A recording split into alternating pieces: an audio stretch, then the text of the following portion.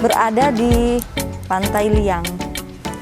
Teman-teman, saya mau sedikit berbagi cerita. Selama kurang lebih 30 hari saya dan suami isolasi mandiri di rumah. Dan hari ini adalah hari kedua kami dinyatakan bebas dari COVID. Kami selesai isolasi dan kami sedikit refreshing ke pantai yang sepi dan kita lihat bersama keindahan pantai ini.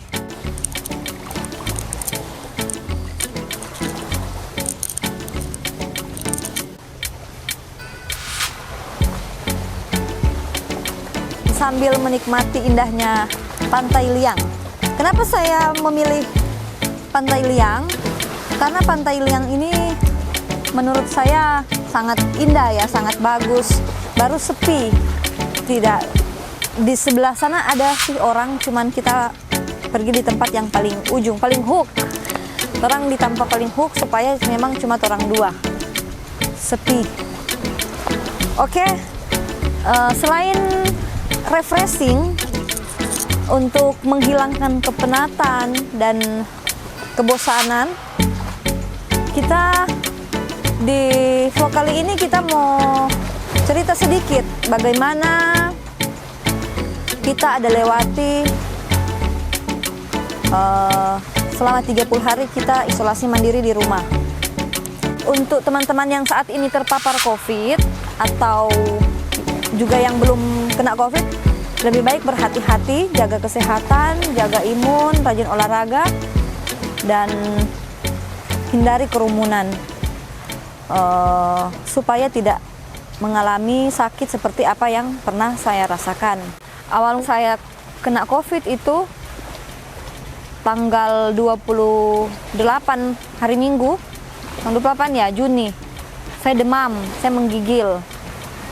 Tapi suami saya sudah duluan sakit. Saya berpikir mungkin saya kena atau terjangkit dari dia. Orang dua sama-sama sakit.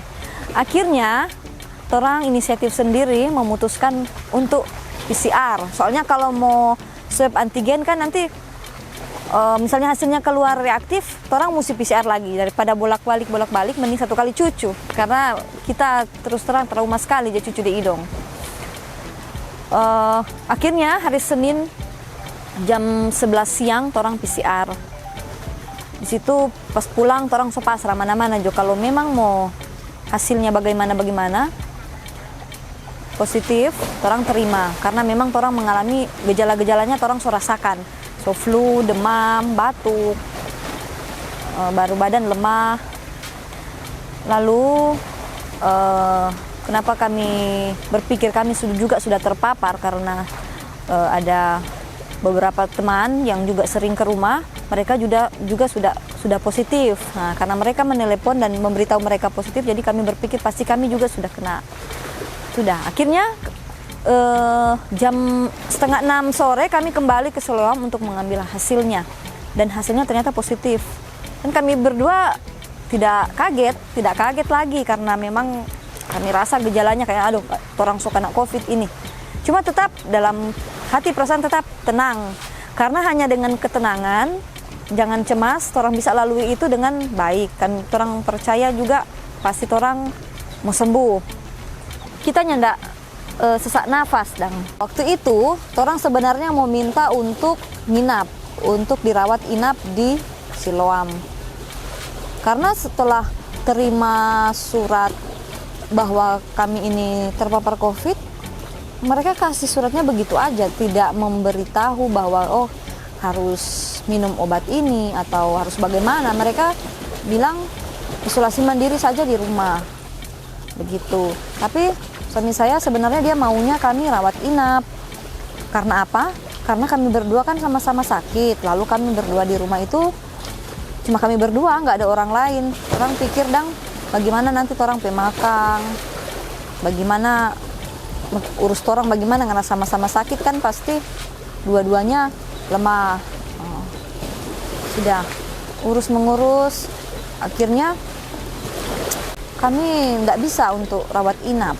lalu kami pulang karena badan sudah lemah, sudah sakit, orang pulang sampai di rumah. Akhirnya orang ambil keputusan untuk isolasi mandiri di rumah. Waktu hari pertama memang sangat berat, dua-dua sakit, batuk, flu, badan lemah, menggigil, baru saya batuk sampai kadang-kadang keluar darah. Kadang-kadang juga sesak nafas, cuma kita sudah biasa atur pernafasan. Intinya jangan cemas, jangan takut. Dan saran kita pesaran ya, lebih baik saat menisaki memang benar-benar istirahat, minum obat, vitamin, dan jangan buka-buka Facebook dulu. Kita selama 2 minggu itu memang tidak mau buka-buka, paling cuma buka aja begitu, tapi tidak mau. Karena dengan melihat kadang postingan-postingan yang lewat orang meninggal atau orang meninggal COVID ataupun ini akan membawa orang pikiran juga, orang jadi takut, jadi cemas, yang akan bikin turun orang imun. Selama 2 minggu orang di rumah ya baku jaga, kadang-kala Pak Itua yang masak, kadang-kala kita makan apa yang ada, kadang juga pesan GoFood, kadang juga ada malaikat-malaikat yang Tuhan kirimkan tiba-tiba sudah bawa sesuatu ke rumah, mereka taruh di teras lalu kami ambil. Begitu untuk vitamin, buah dan lain sebagainya, untung ada yang bawa dan kami merasa sangat terbantu.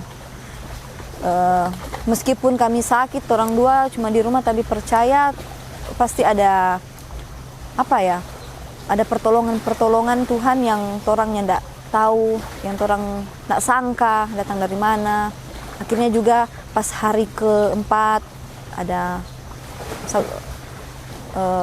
yang menelpon datang untuk bawa air kelapa, buah kelapa dan resep obat. Saya sangat bersyukur sangat berterima kasih kepada saya memberi sebutan mereka itu malaikat-malaikat yang Tuhan kirimkan buat orang waktu orang terpapar COVID. Bahwa di saat orang sakit, siapa yang peduli pada orang, siapa yang perhatikan, siapa yang mensupport, mendoakan, mendukung.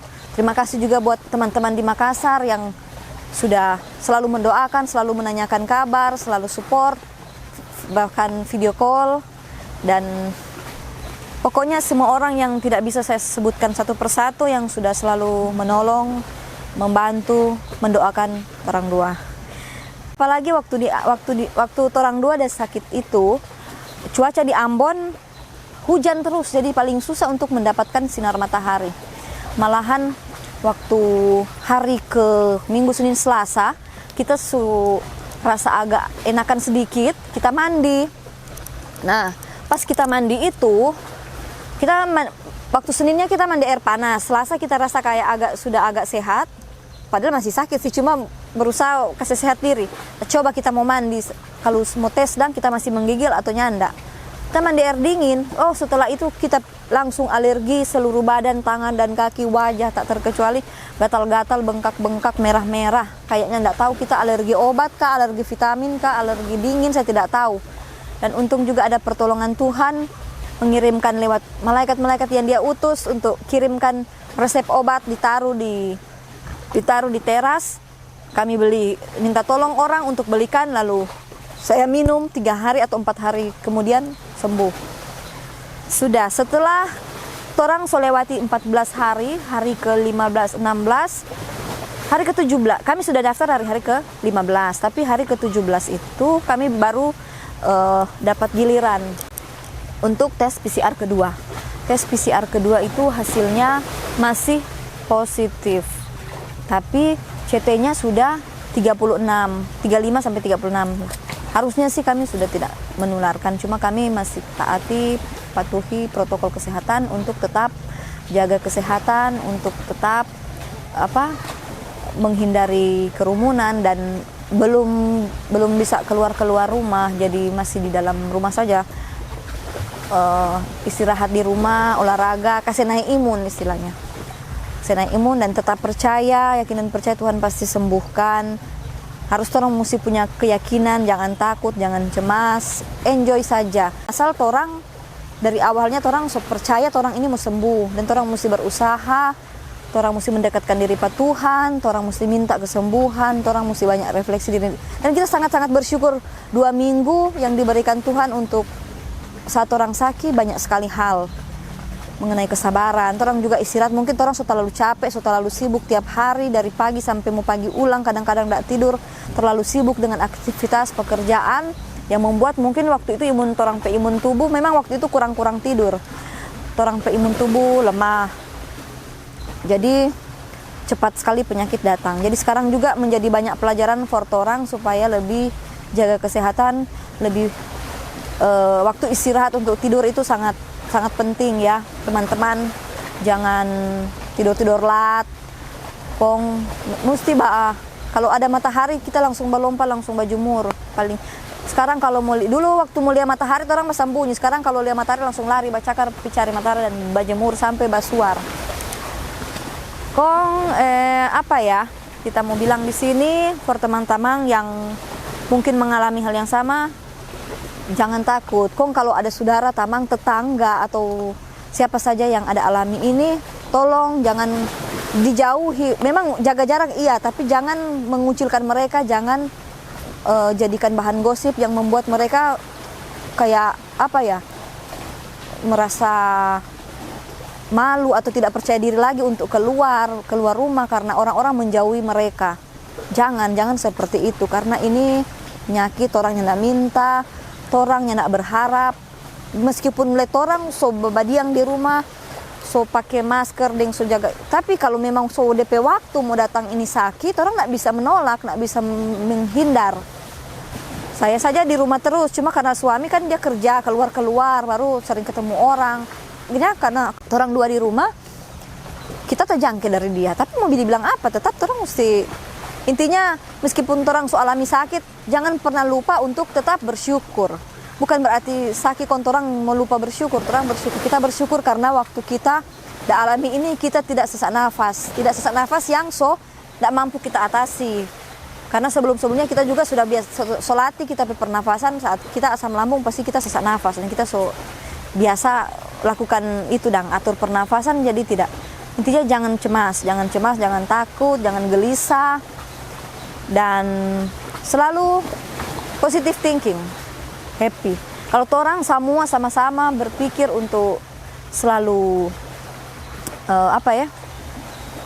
jaga kesehatan, jaga kebersihan, dan lawan ini sakit ini. Jangan sampai karena penyakit COVID ini orang hubungan dengan teman-teman, saudara sudah akhirnya teman sana kena COVID, sudah jangan usah piba dekat pada orang atau nanti tajangki. Sedangkan mau lewat di muka rumah pada orang mungkin sana mau karena takut mau tajangki. Jangan seperti itu, akan melukai perasaan sesama.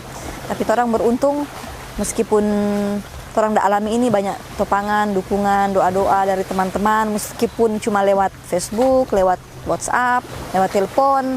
Kita sangat-sangat berterima kasih. Semoga Tuhan membalas teman-teman semua punya kebaikan. Semoga juga orang semua sehat-sehat, dijauhkan dari segala sakit penyakit. Oke teman-teman, kira-kira begitu dulu nih kita vlog hari ini. Kita sangat bersyukur, makanya hari ini kita bersyukur boleh menghirup lagi udara yang segar di luar rumah. Udara yang sehat, melihat pemandangan yang indah. Ini bagus sekali, ini pantai. Paling pas kalau weekend orang menikmati udara yang segar. Paling enak. Memang agak jauh sih dari rumah, DP jarak jauh sekali, hampir mau 1 jam. Oke nih teman-teman, sampai sini dulu. Sampai jumpa di vlog berikutnya. Dadah!